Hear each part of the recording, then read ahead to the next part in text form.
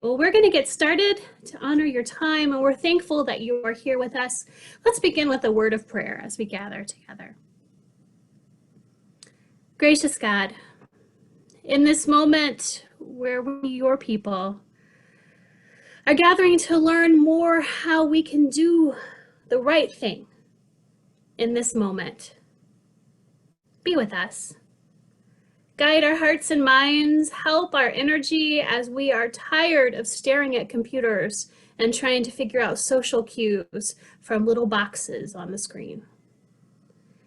And God, be with us as we hopefully energize ourselves with ideas from others, and as we come together as this community of faith, seeking to teach your people more about your love, your grace, and how you are with us, even in these times where we feel completely overwhelmed. Grant us grace to hear and absorb what we need to hear this afternoon. In your precious and holy name we pray. Amen. All right, again, thank you for joining us. We are so glad you're here for Reimagining Faith Formation Part 2.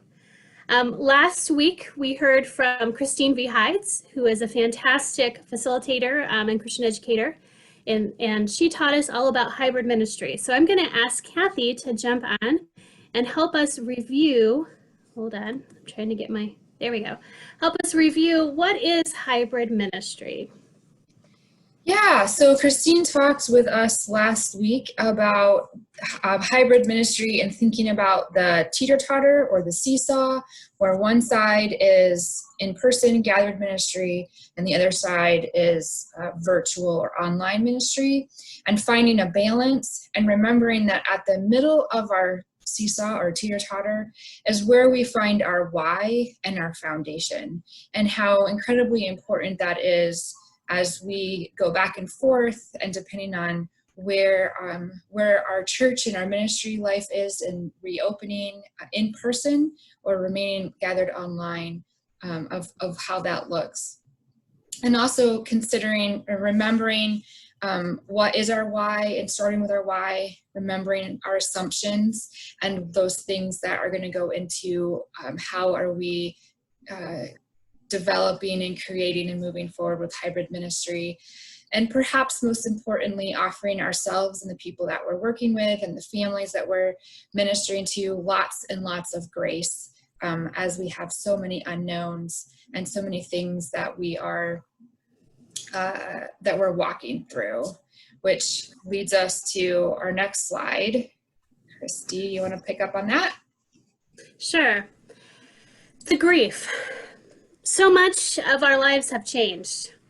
And if we're really honest with ourselves, so much is not going to go back to the way it was before. That hard reality puts us in this awkward place of trying to scramble and create new things, but also being in a place of grief. A place where it's okay to acknowledge, I really liked the way things were, and I don't know when it's ever going to get back to that. And allowing ourselves to feel the grief as we shift into this new reality. Allowing ourselves to sit in it for a minute, to shed the tears if they need to be shed. And to realize that we're not alone in this, that all of us are longing for the easier days. You know, back when all we had to do was show up somewhere with a bag of tricks and everybody was happy. But now we're discovering new platforms and new ways of doing ministry, all at the same time, fearing for literally our lives and making sure that we're safe. So I invite you in this moment or in some time after to just take a deep breath and acknowledge the grief that we're all sharing. The grief of the past that will never be again. And the acknowledgement that we get to move forward with new, but that doesn't diminish the love that we had for the old. So we just wanted to kind of set that stage, if you will, allowing you space and permission. Sometimes we're not good about giving ourselves permission to feel all the feels. but in this moment to allow yourself, and in the days to come, to acknowledge the grief and not let it hold you back from what needs to happen as you move forward. Some ideas that we have are for small groups. We've all probably discovered the joy of Zoom ministry. As one person said, they're completely zoomed out because we've been doing ministry on this new platform. So as we move forward, as the phases change, a lot of us are in different states and even different countries. So as we move forward and things are opening up and allowing us to be parts of in-person gatherings, how does ministry look as we move forward? So we want to encourage you to look at the possibilities of some small groups that encompasses all age groups and kind of pushes us into a new idea of family ministry. Creating connection points in family ministry. Having us understand that family clusters may be a great way to start these small groups. We have these natural connection points with these people who live together. And how can we get maybe one or two of those groups to join together to create a connection point? Because I'm sure you've heard, I just want to be with the people again. So how do we make those connection points? How do we value that concern and allow people to create that connection that they felt when they were in person in worship? But it also means we need to redefine what family is. Some people may have an automatically built-in family unit in their home. Some people, like my mother, may consider their family their kids, but also the 5 or 6 other widows that she has dinner with on a regular basis and who she shares all of her joys and her concerns with. So what does family need to look like to make these connection points? It might be simply family units, or it might be small groups that we consider family, that we feel safe and we're comfortable in being a part of because we trust that they're doing all the safety things that we're doing, or they have the same level of concern that we do. And being able to connect people in church through those family units. And Kathy, can you move us into the idea of what family ministry needs to start to look like? Yeah, so this is one of those places that I'm excited because we have some really great possibilities about how do we consider and think about children, family, youth, adult, older adult, all of the ministry ages together. And one of those, I guess we come at it with a couple of assumptions. And one of the assumptions that I'm making is maybe from now until the weather gets cooler. So Christy and I forgot to introduce ourselves at the very beginning, but I know we always, there's something. I'm Reverend Kathy Pittenger, and I serve as the Children's Initiatives Coordinator for the Michigan Conference. And Christy? I'm Reverend Christy Miller-White. I serve as the Coordinator for Youth Initiatives for the Michigan Conference. So we're coming from the Michigan context and thinking, we get to about October and then the ability to be outside starts to really decline. So even if there were some families who were comfortable to maybe meet at a park and have some social distancing or meet in a driveway, that kind of thing, there's a possibility that once we get to cooler weather, for many of us, that we won't have the same kind of capacity to meet together in person. So what could that look like as we're thinking about Zoom, as we're thinking about Facebook, in those places and ways that we can be online together and see people face to face? And one of those ways is using that cluster, that family cluster, whether that be like a nuclear family or an extended family or a household, or thinking about individuals and connecting them together in small groups. That primarily is done virtually or in some creative on the phone or through pen pals, or there's all kinds of those kinds of connection points. And there's many ways this can be done. One could be that you create some content that a family watches ahead of time and then has some discussion about. Or another way could be that you have that content that they watch together or they talk about together and have that conversation in prayer time. One of the benefits of it is that you can connect either peer-to-peer, so it could be another family that has kids around the same age, or you could create intergenerational. So now you might be creating support systems for families, for parents who are feeling like there are no right answers right now, and for older adults who may feel very isolated in their homes and can't get out very much, especially if they have access to technology. So there's some ways to make that work.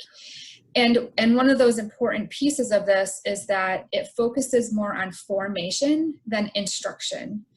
So how can we guide our families around, we're going to learn about this Bible story, but we're going to ask wondering questions. We're going to think about how can this become part of our everyday life. And the whole family is involved, so then those pieces might start to connect and make not just be left at Sunday school, because they're very important, and that's not to diminish Sunday school or children's ministry in person at all, but it does move us from the instruction into practice. It moves us into student pupil, into shared ministry experience and shared life experience. And so those are some, I'm really excited. I actually called our children's director and said, hey, do you have a couple of families who'd be willing to beta test this with me? Because I think this is a great idea. We are missing being around other families, but we're just not quite ready to be in person yet. And this seems like it could be a really great way to create connection points across generations with families in all of those ways. Mm-hmm. What else would you add, Christy? No, I think that's spot on, and moving us more towards family ministry, not negating the fact that we do have age groups that we're serving. So that kind of makes it awkward if you're the youth pastor or the youth director or the children's director, but acknowledging that we can work together to create family ministries that work for our church.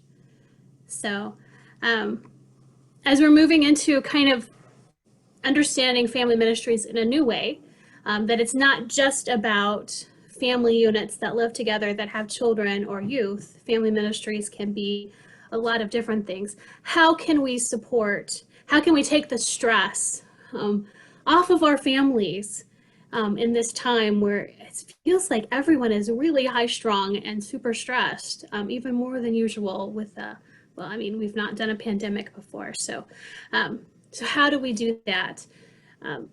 We can encourage our parents and become cheerleaders. We can help encourage them and provide grace in the moment. I know when we spend hours packing boxes or kits for the families to have in their homes, and then we find out they haven't even opened them to look at them, or we send out email after email after email, and nobody has bothered to open them. They don't know what's going on. They don't know that we have all these resources that we've been spending hours on available to them. But how do we provide the grace to the families in that moment where they're stressed out and one more email is just too much? Or yes, there's a box of faith formation supplies in the corner, but opening that and trying to lead my kids through one more activity is just beyond what I can bear. How do we provide grace in those moments?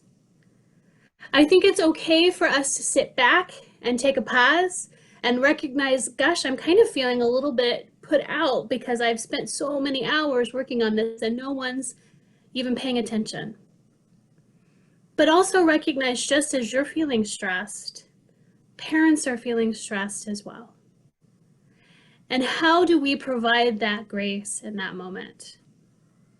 I'm not saying you have to redo all of your ministry ideas, but I am saying maybe take a step back in that moment when you feel like you're frustrated and maybe want to lash out, and figure out ways to provide grace to the families in ways that we haven't maybe before, and become their cheerleaders, helping them understand that they can keep going and that they can do it.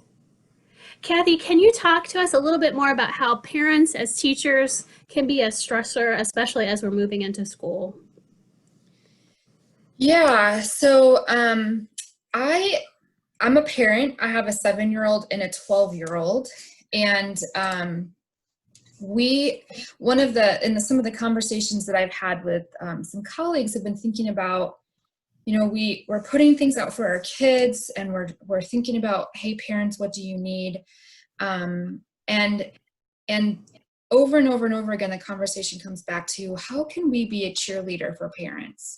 And Christy was talking about that. What can we do to let parents know that what they're doing is important, and that we can support them? What would it look like? So many of us have done a Zoom or a Facebook Live or something, a video to our kids. What would it mean if we did an encouraging video to our parents to say, hey, we know that this is hard and that there's lots going on. You're doing a great job, and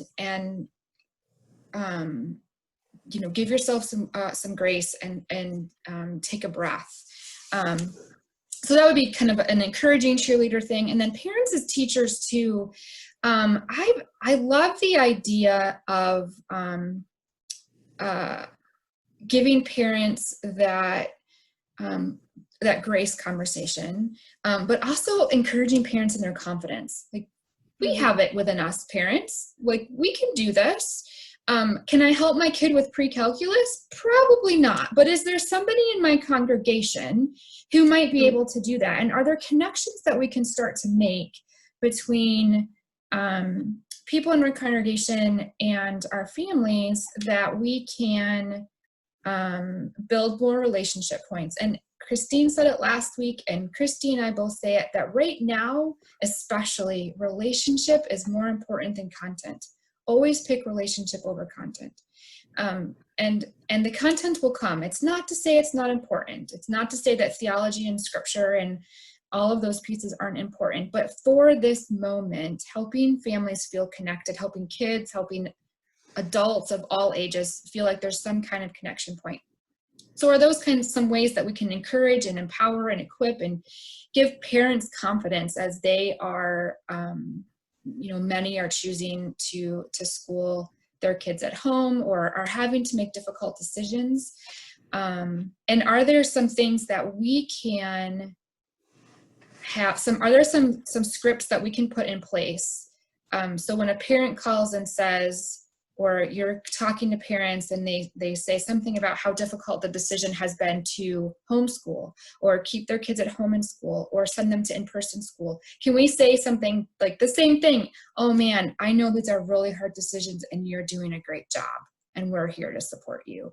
That kind of confidence and that nurturing, building relationships, so that, let's say that my church has a reader every day from 11:45 to 12 o'clock, so that parents who are schooling their kids at home, doing school at home, and have maybe 15 minutes while somebody's reading to their kids so that they can make lunch. Yes, it's on the screen. There's going to be school things, so you're going to have to adjust it to what's going on with school things. But there could be some of those connections.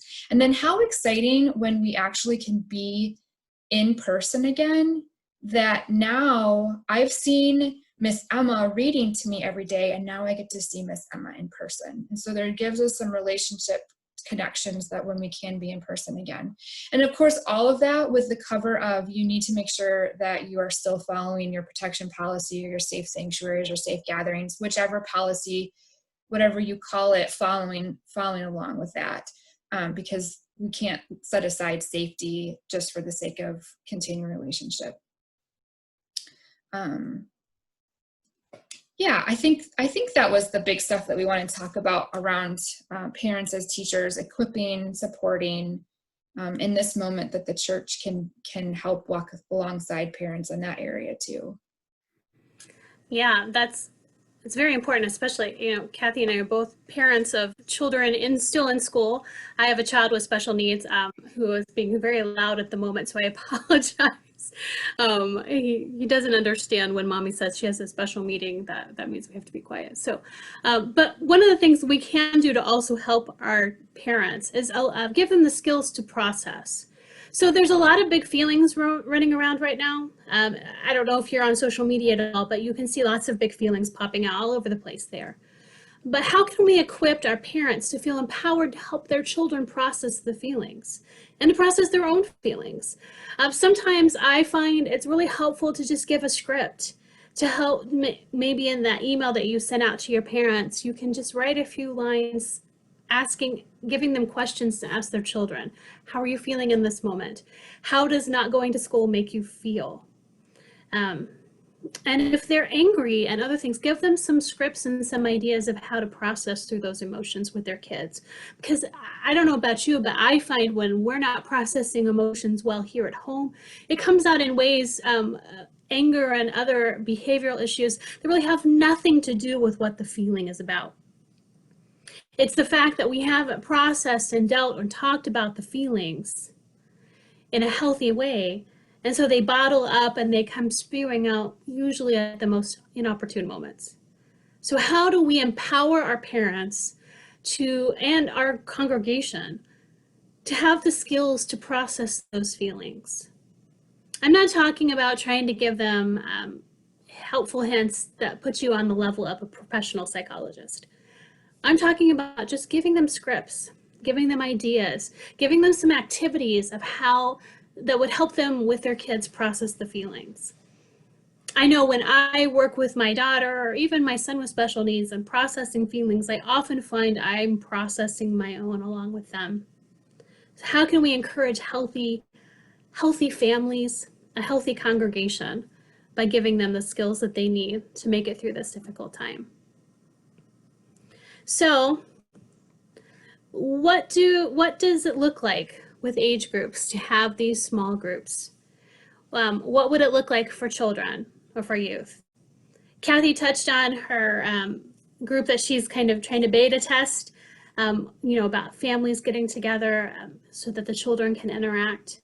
For youth, that could look like continued Zoom meetings, but they're getting tired of that. And when school starts again, it's going to be a Zoom for school if they're not in person, and a Zoom for church, and that'll be overwhelming. But can we look at getting small groups of youth together, groups that feel comfortable being together, getting parental permission, and creating those groups into small groups, not to form cliques or to further disconnect certain people, but to allow them face-to-face in-person contact, to help them develop those clusters or pods that they may feel lost at trying to connect and make those for themselves. So what does that look like for us? So Kathy was very wise, and she said we should probably offer some practical moments here. So that you have some ideas of how this could look. And for these, they may look like they're mostly for kids, but the truth be told, I have found that most of my youth enjoy participating in these activities as well. So what does it look like for us to do blessing of the backpacks in time of COVID-19? Kathy, can you talk more about that? Yeah, this is an interesting one.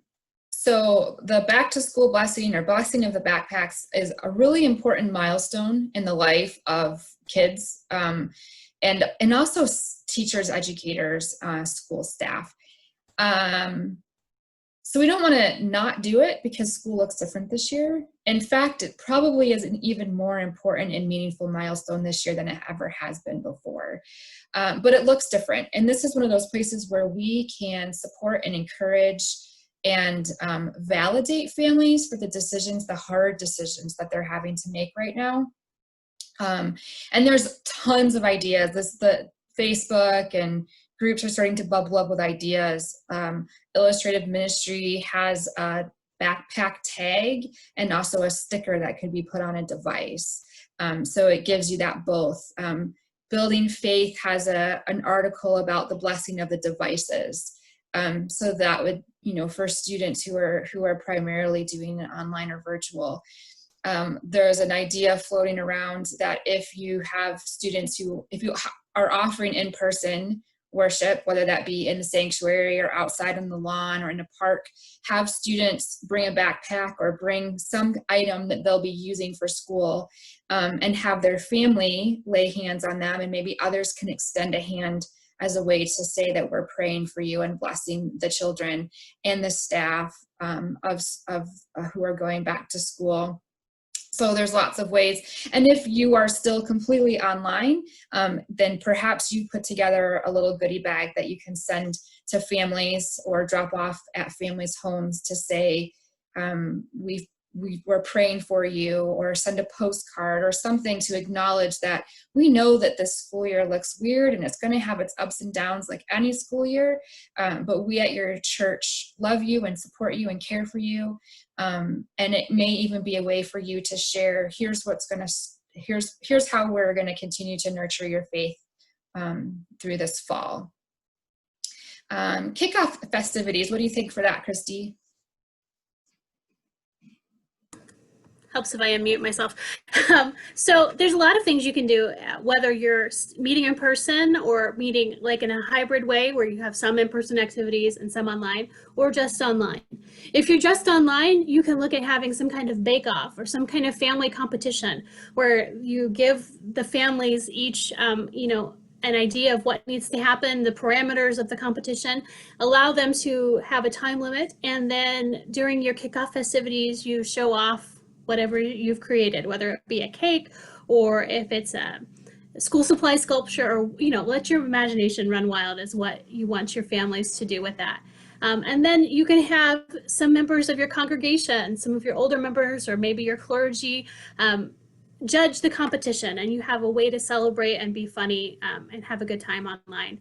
Or you can do the same thing where you have a small group games set up in your parking lot or on your lawn, where you have kickoff festivities. Usually we have a giant bounce house. That's not happening this year. I don't know when that's happening again. But instead we could have like a relay race or something where each team has their own set of supplies, so you're not swapping and sharing. And you could have a lot of fun games in the parking lot for a small amount of time to allow your families to gather for kickoff. So those are just some of the ideas that you can do to still have kickoff festivities. No, it may not look like the giant bounce house and the big picnic that you always have every year, but there are ways to still celebrate the kickoff of ministries, whether they're in person or online. And the Harvest Festival is the same way. Figure out ways that you can create a community. Can you have your UMW gather candy and create packets to hand out that are safe, so that the kids don't have to dip their hands in a bucket, with candy and small treats. Not forgetting to remember all of your people who have allergies. So having some allergy-friendly candy bags would be a great way of making sure people know that you care about them. So there are ways to get your entire church involved if you want to have some kind of Harvest Fest or Halloween activities. Kathy, is there anything you want to add to that, or do you want to talk about Advent? Oh boy, are any of us really ready to think about Advent or Christmas yet? So when I've been talking with my children's ministry people, I have been saying, give yourself permission to take a breath. Generally, we would already have been thinking, many of my folks would have been thinking about Advent and Christmas already. This is not a normal year. So I think that there's wisdom and grace in saying, let's get through the beginning of the school year and let's see where things change, because Christmas is like 5 months away, and there's a lot that can change in 5 months, as we know. So give yourself permission to maybe not be quite as planned out on that, but you may have some ideas percolating, gathering some ideas. But here's the thing, is that people forget that Christmas comes on December 25th every year. And so we don't want to put it off so long that we get to a place where we're starting to scramble. So put it on the back burner, that we remember, yeah, we're going to have to think about this differently, possibly, most likely. But for now, we can focus on what's right in front of us. I did want to chat just for a second, Christy, about children and thinking about creative ministry with kids and parents that doesn't feel like one more thing. And some of it is things that we already know and we do, and maybe we've just forgotten, or it's time to freshen up, around how can we empower families with some basic spiritual practices, like praying in color, or having a prayer map, or breath prayers, or praying with Play-Doh, going for a nature walk, those kinds of things, and giving space for God moments. That doesn't need to be a carved out moment or carved out time when we're doing something content, but can we give parents some wondering questions or some prompts to get started with a conversation with their families? So that's just kind of thinking back through those basics, and connecting with the churches and leaders around you who either geographically or theologically, and creating some content together, because content can be shared, and then that gives you time to focus on relationships that you have with your people. Thanks, Christy. Mm-hmm. So as Kathy was talking about, creating some kind of cooperative online curriculum, is there something that a lot of you are doing together that you can put online, and so you don't all have to be working at the same time? Can somebody be working on an Advent unit while you're working on a Thanksgiving unit, while somebody else is working on, an October unit? Can you work together, and so that you're not having to come up with all of it on your own? In the same way, Kathy is a fantastic curator of playlists. She has, if you haven't been to the Michigan Children's Ministry website, you need to just go and take a look, because she's got so many playlists about almost everything you could imagine. And so take advantage of the work that she has done, and I'm trying to get mine online as well, so that you can use what's already there. You're not recreating the wheel every time you're trying to come up with a new thing. And then can you team up with another congregation? When we were meeting in person at the church that I served in Court Street, downtown Flint, we had other youth groups that would come and join us because they had smaller youth groups, and to have bigger programming, they wanted to be a part of something else. So can you team up with other congregations in your area? Can you team up with other congregations that you know? Maybe your best friend is 2 states away, but can you guys work together and create a youth group together and create content?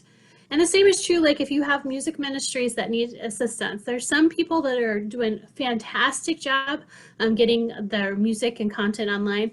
There are other people that are struggling. Team up. If you want to have a youth worship service online, figure out how to pull from the resources that are already there. I saw this come through the chat box earlier, but we have to always remember our protection policies. Even when we're online, we need to be aware, is there more than one adult with me? Has everybody on this Zoom call been background checked? All the adults. All the things that your protection policy says you need to have when you're meeting in person, it still needs to apply online. So figuring out what your protection policy needs to look like in this time. You maybe need to write an addendum to help people figure out exactly what it means by how to translate your protection policy to online content. Kathy, can you talk a little bit more about what collaboration could look like? You already touched on that a little bit. I did, yeah. So working together with others to build content. I think I've enjoyed doing the playlist. There's several folks around the Michigan Conference who have worked with me to put together curating the content for the playlist, which are great for content to send to families or to point families to, and can be used in a lot of different ways for in-person or for gathered in person or for online faith formation. I think there's also ways that we can also think about how do we collaborate outside of our silos. So I'm children, Christy is youth. So what are ways that we can think together? And also how can we create ways, one of the questions in the chat box is about worship, and that's the age-old question. And if it was hard to do intergenerational worship in person, it is even more difficult to do it online. And I think that those are going to be questions that we're going to have to continue to consider and continue to think about. How do we do online worship well? And how can we collaborate with colleagues to say, these are some things that would be helpful to include in worship and faith formation in whatever area you're looking at or talking about, in ways that maybe we haven't had to before. But that intentionality is going to be really important. And not only for the people that we know are there, there's a lot of people who are logging onto our worship and are logging onto our church ministry pages who may never, or we may never have seen in our church building before. And thinking all of those pieces through can be really helpful. And so if you're in Michigan, you have some really great connection points with the groups that Christy and I have put together. If you're not in Michigan and you're looking for a group, I'll extend invitations to people because I know that that's helpful. But you may also look for local groups that are doing ministry, or you may decide that you're going to contact a few churches in your area, whether they're not the same denomination or not. That's less important than feeling like you have a support system, that somebody else who is going through similar things with you. Because there's a lot of good things that can happen when you have a strength in numbers and you don't feel like you're walking this alone. Mm-hmm. And we also need to consider, as we're collaborating together, what does ministry need to look like right now? This may be the chance for you to reinvent and do the things that you've always thought about doing, but you never had the time because you were too busy doing the programs that were required in person. So how do we reinvent what ministry looks like? We start by listening to the people and seeing what their felt needs are and recognizing their real needs, because sometimes I'll tell you what I want or what I need, and that's not actually what I'm asking for. Right now, we hear a lot about connection, needing to see people, wanting to be together. So how do we create connection? It may not look like Sunday school has always looked in the past. We may need to design a new form of Sunday school. We may need to design a new form of youth group. We may need to look at what our ministries are and what they need to be. And this is our chance to move them into that direction. So I want to challenge you to reinvent your ministries.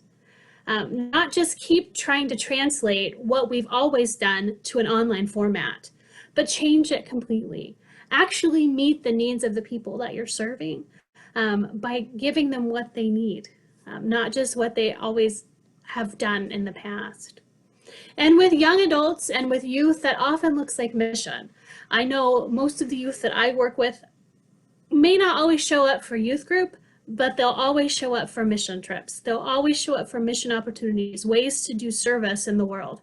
So how do we keep connecting our youth and young adults with that mission? We've got so many fabulous missions available, whether it's Cass Community Services, Motown Mission in Detroit. Those are all both offering drive-in and even some overnight options. If you live up in the UP, we've got God's Country Cooperative Parish up there doing wonderful work, and none of those missions have shut down. If anything, I think they're busier than ever. So how do we connect people to do short-term mission projects around town to help them fulfill the way they feel they're being called by God to serve? So, all right, Kathy, would you like to, before we get into Q&A, is there anything you'd like to add to any of that? Or? Yeah, I would just say, as we're considering reinventing, which can feel daunting, especially right now when we feel really unsteady and there's a lot of anxiety and there's a lot of unknowns and all of the things. Consider what worked really well in what I was doing. What did I get great feedback about? What really worked well? And consider, gosh, this hasn't been working for a while, but I haven't known how to change it, or I've been afraid to, or whatever that is. And put some people around you who can think those things through also. Because we want to keep what was working. We want to keep or modify the things that were reaching out to people well. And this is a really great opportunity to try and experiment and test and evaluate. Like, that's something that we don't always do well. We'll try something, and at first glance it worked, it didn't, and then we move on to the next thing. Take a pause to evaluate. Why did it work? Why didn't it work? Redefine failure. Failure at this point in time is not doing anything. If you try something and it doesn't work, it's a success because you've learned from it. If you don't do anything, or you just sit and feel paralyzed, that could be a place of failure.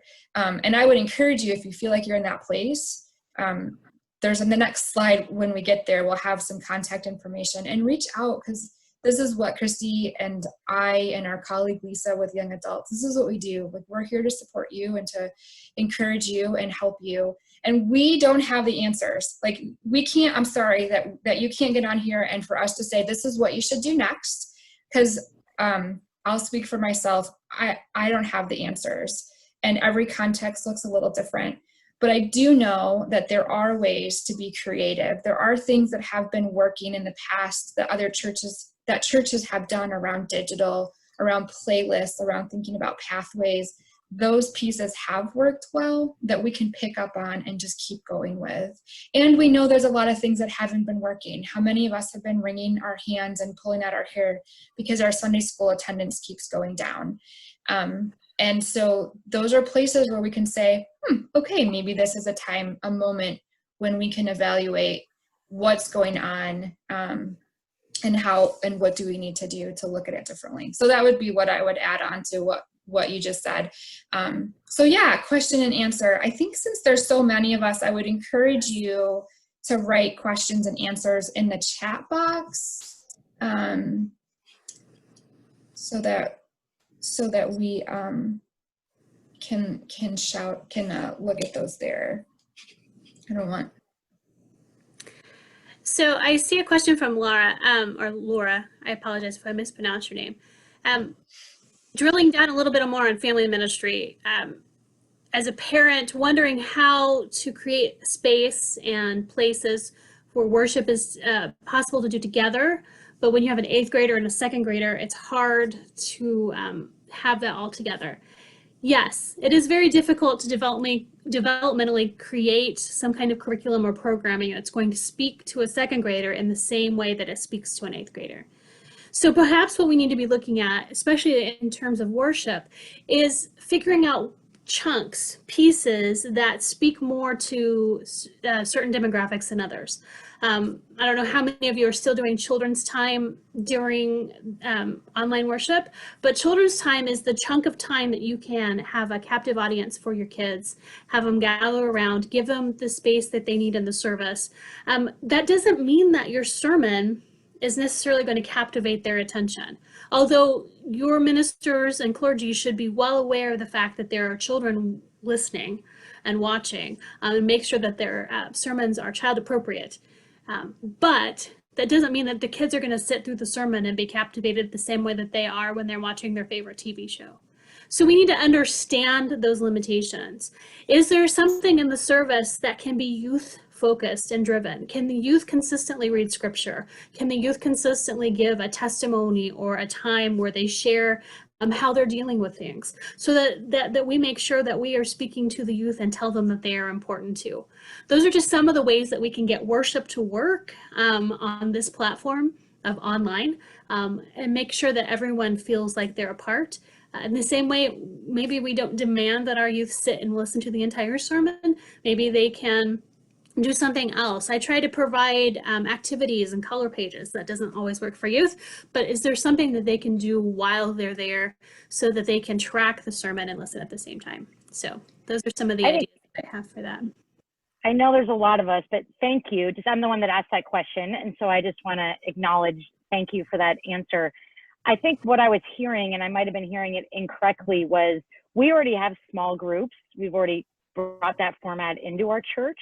And what I got excited about, or what piqued my curiosity, was the idea of reshaping our small groups less around age-based groups and more about families, which makes sense to me since everyone is together all the time. And I was wondering specifically, one, if I understood that correctly, and two, how you were thinking of that, because I think that's a very interesting idea. That'd be a lot of work for us to reconfigure small groups, but right, are we putting the Cleveland family together with the Hayden family as a small group?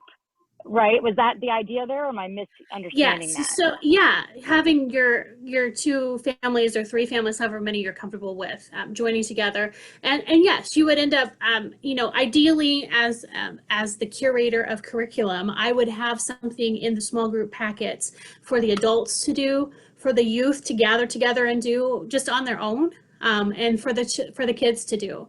So that everyone has something that's along the same theme. So that's a lot of work. So ideally, if you can have, like, again, collaboration is key. If you can have people from different areas of the church working in that direction, and we all have the same theme to create curriculum for small groups, I think that would be fantastic. And Interesting. Thank you.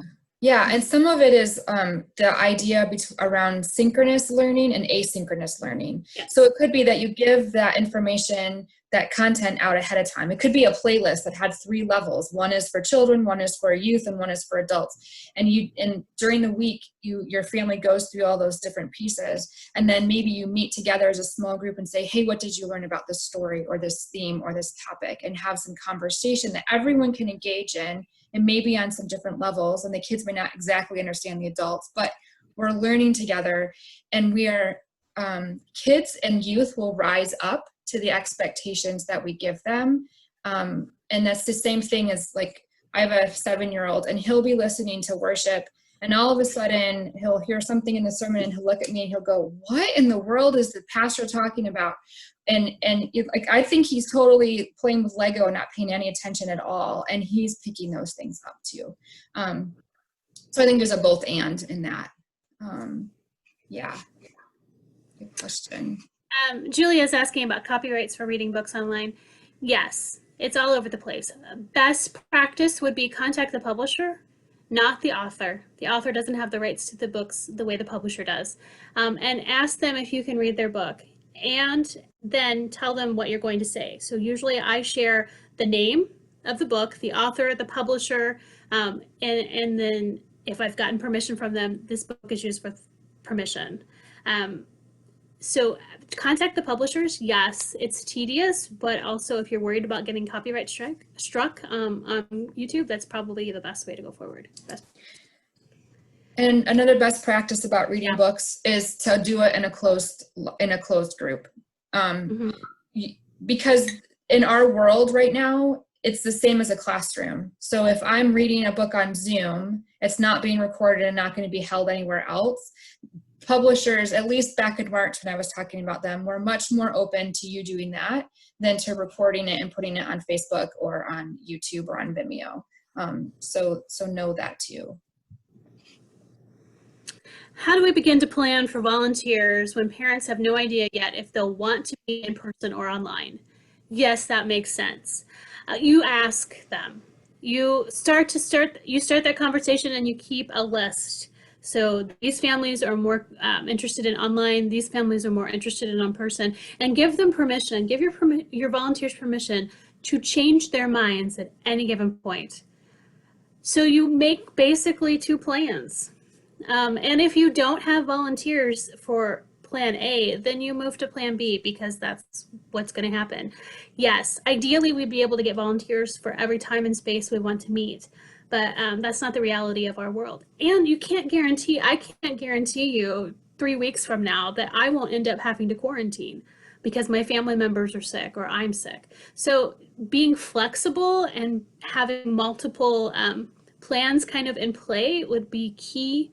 And then just being able to ask them, what are you interested in doing? Where can I put your name down? Kathy, you have a lot more to talk about volunteers as well. Yeah, I think that there's some questions that we have to ask before we even get to volunteers. And the first one is, why are we reopening? Are we reopening because our families are asking us to, and they understand the precautions and they're willing to do that? Are we reopening because people are complaining and whining that they can't see each other? Are we reopening because it's safe for us to do that? There are a number of reasons why people are reopening and why people are choosing not to. So whatever it is, you have to be okay with that and be comfortable with that. I think that there's a lot of wisdom in keeping in-person children's ministries closed for at least a while. There's a lot we don't know about the virus. As schools begin to open, this is one way that we can protect schools who care for the needs of a lot of children. And so like heaven forbid somebody from a church gets COVID and it gets around the children, and then they take it back to their schools. Like the ripple impact can be really big. So those are some considerations to think about. Is this the right time to open our kids' min? And for some of us, yes, it is, and that's fine as long as we are using the precautions and our families are okay with it, and our volunteers don't feel pressured, like they want to be there. And for some of us, the best thing for us to do right now is to be online, taking into consideration all of the impacts that it has on planning and preparing. What's your capacity? Do you have the capacity to do both an in-person and an online ministry with excellence? Or is this a time when you need to focus on one, and the safer way is just to focus on online in this moment? So there's a lot of considerations. I'm not always popular for that perspective, but I think that it's something that we need to really be considering as we think about, is this the best time to reopen Kids Min? Are our volunteers feeling comfortable with that? And understanding that there's a lot of contextual, of context of where you are located geographically, and many things. So. Mm-hmm. And I think we also need to be frank and honest about the amount of trauma that we're potentially putting on our children. So I work in downtown Flint. I work with schools in downtown Flint that have a lot of kids that score on the ACEs score, have like very high ACEs scores, lots of trauma in their lives. So if we reopen church and it becomes a place where we're putting babies in laundry baskets or making kids stay in hula hoops and they can't connect, what are we doing to them psychologically? Now, we also need to listen. If parents are saying, I just need a break from my kids, how do we meet that need as well? Can we help facilitate pods and groups and clusters that get together and share time where they can babysit, so mom can have some respite or dad can have some respite, or they just need to get their job done? What are the needs that we're hearing voiced? Yes, we want to see each other. We all would love to give each other a hug. But the truth be told, we can't do that. And is it more traumatizing for us to be together and not be able to respond to each other? Or is it better for us to just be sitting behind our computers and still trying to interact with each other, but acknowledging, yeah, I can't hug you in this space. That's not going to happen. So I think we need to be thinking beyond how do we open, as to, like Kathy said, the why, and the possible ramifications down the road of what we're doing when we create these really intense spaces in a place where we're usually a place of love and a place where we're sharing the gospel message of Christ's love to the world. So why are we reopening, and what are we doing when we reopen are some questions I think we need to ask. All right. Decided no Sunday school with kids for the whole program year. Continue to do online godly play stories. Okay? Yes. That's great. Some great ideas going on. I may have missed a question, Kathy. I'm going back to look. I think we got them all. Okay. Well, do you have any other questions in this moment or anything? Kathy and I both have very strong opinions about things, so I apologize. Christy, is the next slide our information? Yes, I can go to that. Put that up there, and then as I have said before, I am more than willing to answer questions, to help support you, request those kinds of things. I have one of the things that gives me great energy is putting together playlists. So if you would like to be on a team with me to put together playlists, create and curate them, if that's something that your church could use as content, then please do that. Or if you need some help or support in any way, the three of us are, I'm children's area, Christy is youth, and Lisa Batten is young adult ministry. And we are, whether you're in the Michigan Conference or not, I'm available to support you, because this is a hard time and we are better together, and we can learn a lot from one another. And Lisa does a lot. I'm not able to be with us here today, but she does a lot with US2s and short-term mission projects and ways to connect our young adults back into the church and back into mission. So feel free to get a hold of her if you have any questions about any of that. I'm currently working on some resources with anti-racism, beta testing a youth Bible study around some anti-racism books. So I would be happy to share that when it's ready. And so, give me a holler or send me an email so that we can connect if that's interesting. And if there's a topic that's come up with your youth that you haven't found great resources for, please let me know. We can search together and when in doubt, we can write it together. So we'll figure it out. All right. Any other questions for us while we're here? Oh, fantastic. An anti-racism VBS curriculum. That's wonderful. Yeah. So, all right. Super. The slides and the video will be posted on our site. If you have any, you'll be getting an email so that you can watch this later, or if there's somebody else that you think it would be helpful for them to watch, to pass it on to. And thank you for coming. We're so grateful that you joined us, and we hope that this was helpful for you.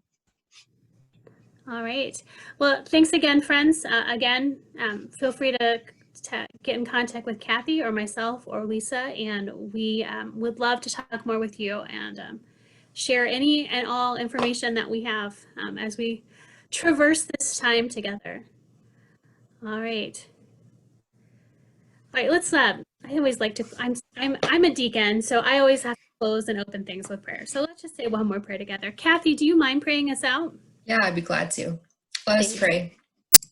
Gracious God, we give you thanks for this time, for this technology, for this ability to be together from all around the North America. And we pray that you'd be with us as we go from this place with maybe our minds a little bit foggy from information, but hopefully full of excitement and some next steps that we can take. Be with us, be with our children, be with our families and our adults as we are all treading through uncharted waters and trying to figure out this thing called life, and help us to keep you as our center focus. In Jesus' name we pray, amen. Amen. Bye guys, thank you for coming. Bye, thank you. Take care.